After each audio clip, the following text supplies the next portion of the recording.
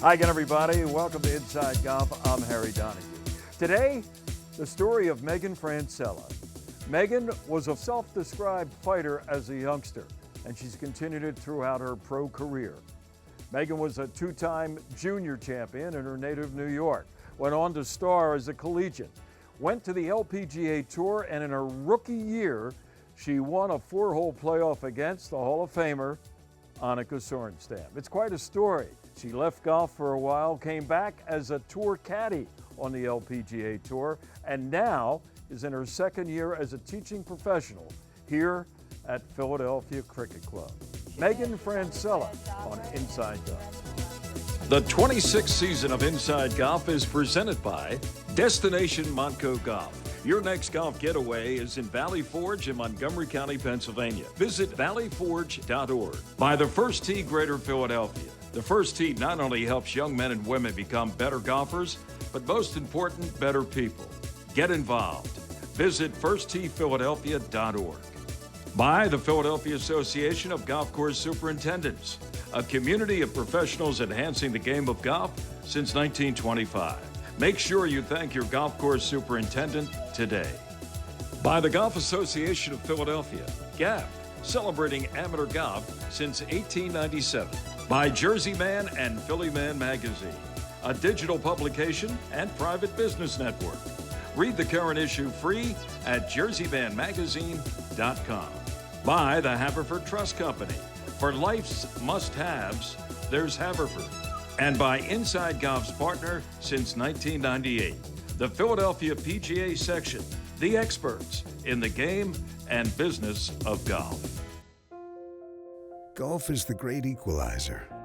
For many, this journey is an escape from reality, a chance to be part of a team, a career opportunity.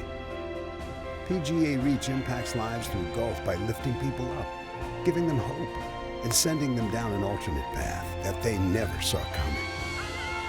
With PGA Reach Philadelphia, as in life and in golf, the most important shot you take is the next one.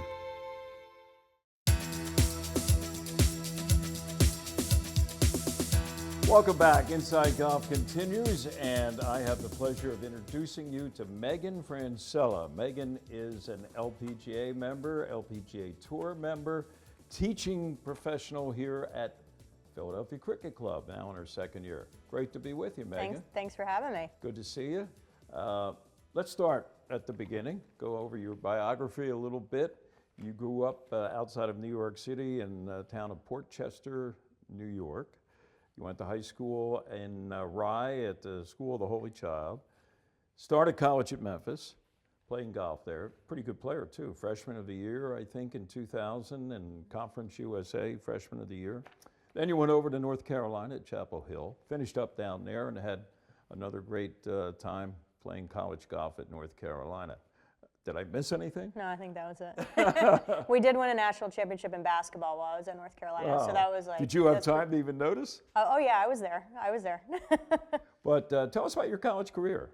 You know, obviously you played at a pretty high competitive level and have the hardware to prove it. Yeah, so you know, when I was coming out of high school, I actually really wanted to play basketball when I was younger, and when the doctor told me I wasn't going to be 6 feet, that was kind of crushing my hopes and dreams to play basketball. But you know, golf I knew was something I loved doing, and I was going to be able to do it for a living after college if I wanted to. So I went to the University of Memphis for a couple years. I struggled with learning disabilities pretty bad, you know, in middle school and high school, and so for me, finding a school that had, you know, academics that I could, you know, handle out of high school, just Memphis was the right fit for me for a couple years. And then, you know, I was able to transfer to the University of North Carolina at Chapel Hill, got a lot of support there academically from the tutors there. And, you know, and golf-wise, obviously we had our own golf course on campus, which was, or just off campus, which was great. So I knew it was going to take my game to the next level. You were, in '03, the individual champion in the Atlantic Coast Conference.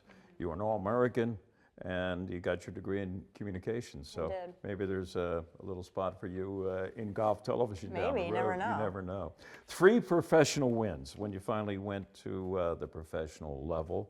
The big one in '07, the MasterCard Classic. You won that in a playoff against somebody by the name of Annika Sorenstam. Tell us about that. Yeah, it was pretty wild. I mean, I won at every level. I won at the junior level. I won at the college level. I won the Dixie Am when I played, in big amateur tournaments. And I won in college. And then when I turned pro, I won on the Durham at Futures Tour at the time. And then when I got to the tour, I knew I was prepared, but nothing prepares you for the LPGA, nothing like the Symetra Tour or Epson Tour, what it's called now. So I knew when I went out there I was ready to go. And, my coach really prepared me mentally for going out there. I wasn't really scared of anything. I knew I had nothing to lose. I mean, it was only your third tournament, right? It was my right? third event of the On year. tour. Yeah, I mean, I was leading after both rounds, and then I slept on the lead because we had a rain delay, and we didn't go out that last day. So I slept on the lead for 2 nights. And I won in a playoff against Annika, which was unbelievable. So I just wanted to qualify for the first major of the year. That was my intention of the first few events. Just play well, finish well, and you'll qualify. And I knew I had to play well, so I went out there and played the best week of my life. Absolutely. And Annika was involved, I think I looked it up, in her career in 22 playoffs. She won 16 of them. Mm-hmm. So you're one of the 6 that she did not win. Yeah. And you were 11 under, I think, at the end of regulation. Yeah. All 3 rounds in the 60s. You must have been on fire. Yeah, I played very well that week. It was just, nobody expected me to win. So, I mean, I went in as the underdog, which is great. I was fortunate to come out ahead, but there's always a funny story I tell about that week. We go to the playoff, and I par the last hole to get in the playoff to post, and we go to the first playoff hole, and I go, "Hey, how are you? Good playing." And she goes, "Hi, how are you? Great job." And so the rules official says, "Why don't you identify your golf ball?" I said, "Sure." I said, "Pull out like my Titleist 1 with 2 red dots," and she goes, "I'm playing a Callaway 59." And I was like, all right, game on, here we go. Just to let you know, she had a 59 in competition. Yep. How about that? And that was your best year in terms of money. Mm-hmm. That's hard to believe. I mean, here you are, a rookie on the tour. Yeah. You win in a playoff over a Hall of Famer like Annika Sorenstam, the GOAT. Yeah. And you finished with over $500,000. You must have thought, boy, why did I wait so long to come out here on tour, right? A lot of that went back to the IRS. I'm sure it did, but still. Yeah. I mean, no, it was incredible. I mean, I couldn't have dreamed it. Yeah, I couldn't have dreamt it up any better. No. Yeah, it was unbelievable. It was it was great. I always say there's good and bad out of that. I started out hot. I played great. I had a great rookie year, or technically it was my second year, but really my rookie year of playing full time. And I had a exempt status for a few years after that. Once I got that win, it was 3 years, But also I think it was bad because then it was like, okay, I knew I was exempt for 3 years. It didn't mean I didn't want to keep playing well, but I don't know if I would say it was like you went into like relaxation mode, but it was, there's not as much pressure, I guess you would say. But I mean, I couldn't have dreamt it up any better. It was unbelievable. Absolutely. We'll be back, talk to Meaghan more about her career on tour and now what she's doing these days here at Philadelphia Cricket Club. Meaghan Francella back in a moment on Inside Golf. The Golf Association of Philadelphia. Founded in 1897, GAP is the nation's oldest regional or state golf association. We serve amateur golf in Eastern PA, Southern New Jersey, and all of Delaware. GAP welcomes all golfers, junior or senior, male or female, public or private. Join the Golf Association of Philadelphia today. Our mission is always to preserve, protect, and promote the great game of golf. Before you tee it up, look us up. Visit gapgolf.org to find out more.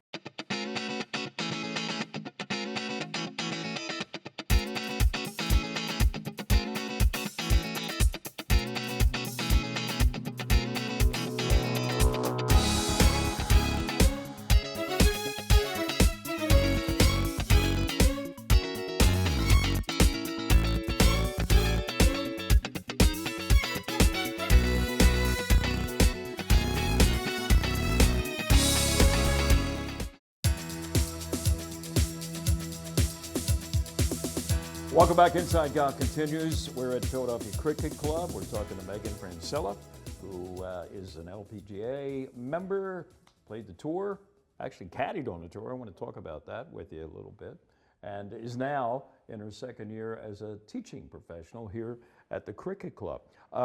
In the last segment, that first year on tour, probably your best year on tour. You played how many years on tour? 7 full seasons. At that point in time? So 7. And then in 13, you went off the tour. And you also had a personal situation with your mom later on. Talk about that a little bit. She developed cancer. Yeah. So last year, or it's 2022 actually, my mom is diagnosed with breast cancer, stage 3, grade 3, pretty fast moving. I just qualified for KPMG Women's PGA Championship. I was having a great summer, and it was pretty tough to hear. So I kind of hit the ground running with getting her in doctors, and she's in Jupiter, Florida. So I was going back and forth from Philly to Jupiter every week or every 2 weeks for treatment, and then I ended up just staying there. Yeah, you said, I think in an article I read, you were her oncologic nurse / caretaker. Yeah, I basically did it all. I cooked dinner, I took her to treatment. It was hard because I was starting a new job too. So it was, and my mom's like, you gotta leave, you gotta go. You're meant to be at Philly Cricket, and luckily I've developed a lot of really good relationships in my life, and I met people at Hidden Creek that I knew that helped us down in Jupiter, that had some connections at the hospital. So I made a phone call, and that was it. We hit the ground running, and she got the best care possible. She's doing okay? She's great. Yeah, she actually just got the port out this past February. She had her scans, and she is clear. So we are very grateful that she came out on the side of, good. I mentioned you had done some caddying on the tour. One of your best friends, maybe your best friend, is one of the bags that you carried. That was Kari Webb. Tell us about that experience. Yeah, Kari called me. It's funny. I caddied for a few years after I stopped playing because I just didn't want to get out of the game. And I didn't really know what I wanted to do with my life, because after you play golf for your whole life, you don't realize you have other skills than just playing golf. So that took a little bit of time to kind of get out of that mode and kind of go into corporate mode. But Kari called me, and she's like, hey, I was wondering if you'd like to caddy. And I'm like, yes. And she goes, you didn't let me finish. I'm like, I don't care. Where is it? Where are we going? So I actually caddied for, which is now the Chevron Championship, but it was the A&A Inspiration at the time. And obviously we know in 2006 that Kari holed out from 116 yards from the middle of the fairway. Maybe one of the greatest shots of all time in that tournament. So to go out there and caddy for her that week was pretty incredible. It was maybe one of the best weeks I've had. Just being inside the ropes with her, and we don't get to see each other often anymore, just because our schedules are so different. She spent 6 months in Australia, but we have a blast together, and it was one of the highlights of my golf career for sure. Was being on her bag and just spending some time with her. And you took a turn. You worked for Major League Baseball for a little bit. You worked for the LPGA, and then you got into teaching. I did. First at Hidden Creek, down at the shore, and now in your second year here at Philadelphia Cricket. And you're busy. I mean, you have a breakfast club. Like this morning, you were here at the club at what time? I was pulling carts at 5:45. 5:45. Yeah. I taught 6:30 and 7:30, and I taught till 2 o'clock today. Wow. Yeah, and then we're doing this. And then we're just sitting here talking about Hanging what you out do. with you. Yeah. What's the best part about being an instructor? I think it's helping people. The best part about teaching is I meet so many different people, and I get to help people get better. There's nothing better than getting a text going, I broke 80 for the first time, or I broke 100 for the first time, or I putted my best today, or the women at cricket right now are in the middle of their WGAT matches, and it's like, I won my match on 19, or I played so well. And so that's a feel good. I mean, it makes me feel good to be able to help people get better at their game, and I've just met so many great people. I mean, Cricket Club has the best membership of anywhere in the whole country. I'm convinced. Yeah. Playing wise and people wise. And you work for Jim Smith. And I work for Jim Smith. I mean, he's like the greatest guy in the world, right? So, you know, but I will say, Jim, you know, all kidding aside, Jim puts together a great staff. I mean, everybody that works here wants to be here. And the camaraderie is unbelievable. I mean, you come to work and you love pulling in, and you know. But I will say, I mean, Kari Webb joked that I did do every job in the golf business except superintendent. I mean, I've caddied, I've worked the range, I've worked the pro shop. Now I'm teaching. I played. So, but yeah, I mean, I love golf so much, but teaching has really become a passion, and I'm really enjoying it. Yeah. Well, we're a lot to talk about. Unfortunately, we you know, have to be limited by time, but we'll be back for another segment to wrap things up with Meaghan, and we'll take a break and be back right after that with our teed off panel here on Inside Golf. Really, this is what this is going to be like. This is not a cage match. This is a Sunday fun time.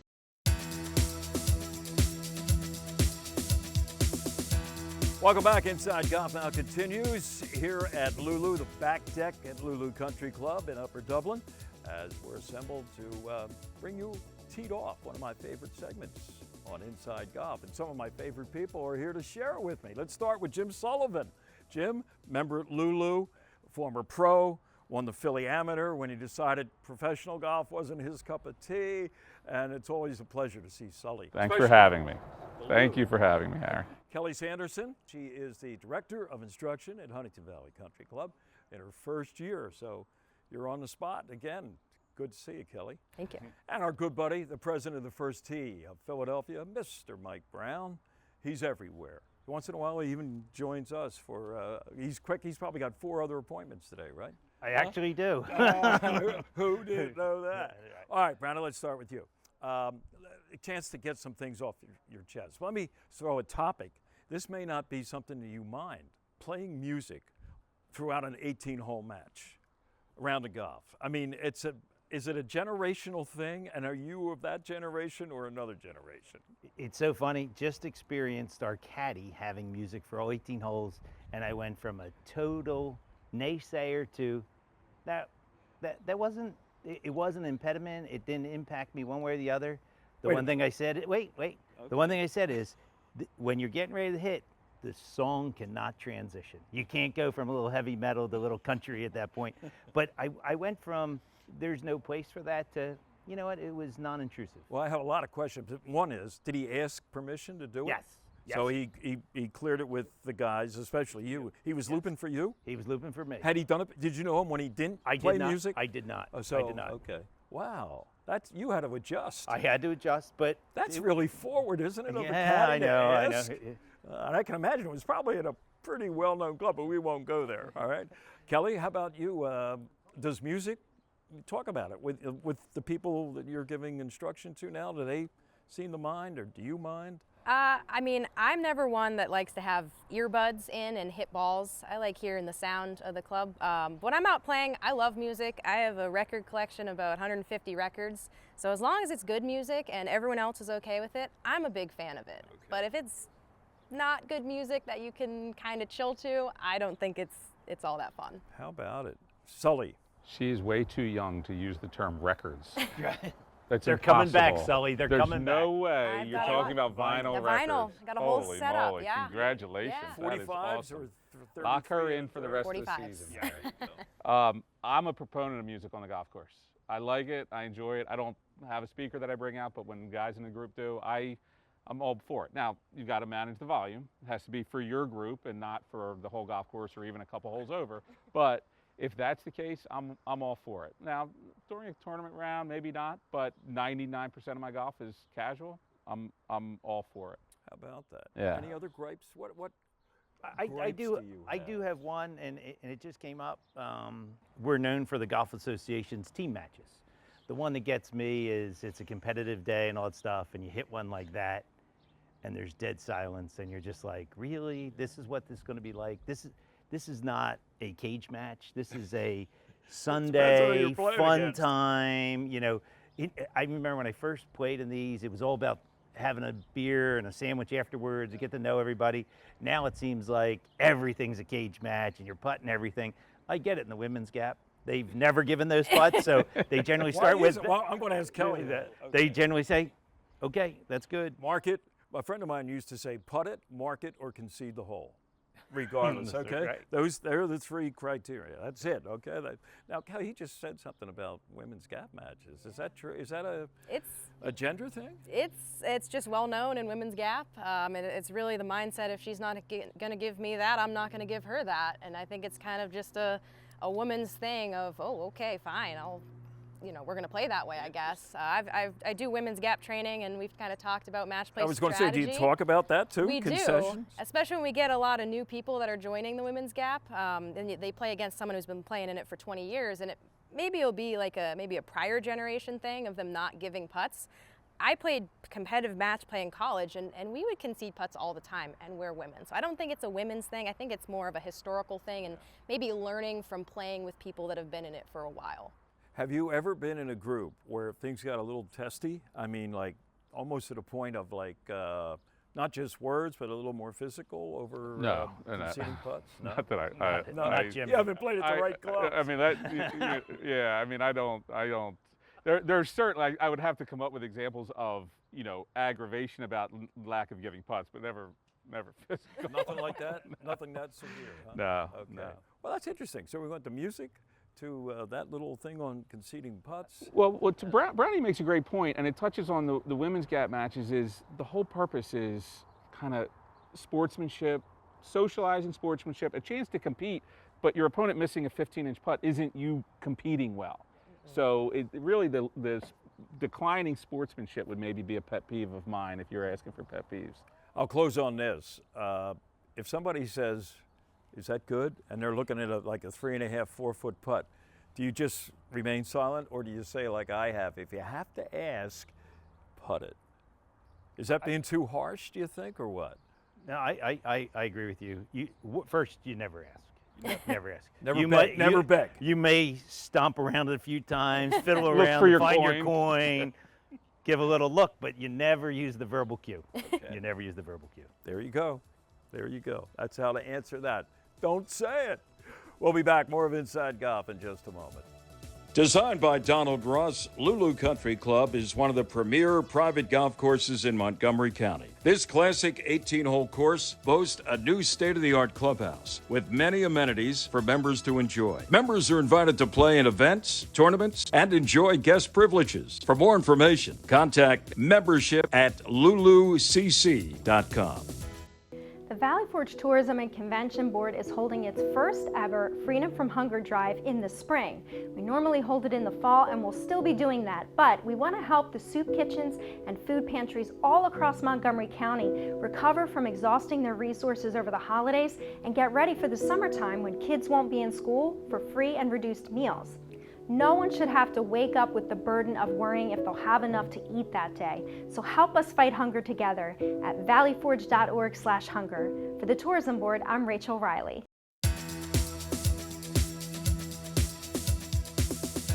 Welcome back as we wrap things up on this edition of Inside Golf with Meaghan Francella here at Philadelphia Cricket Club.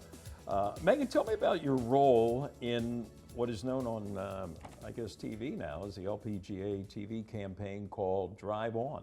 Yeah, so Roberta Bowman, our Chief Communications Officer at the LPGA, wanted to do the Drive On story about me from coming from playing to caddying to teaching and now playing again. I was playing last year in the KPMG event. So, it was just a 60-second piece on Golf Channel, kind of telling my story about how I started through college, my amateur career, college, professional, showed me caddying, showed my mom's breast cancer story.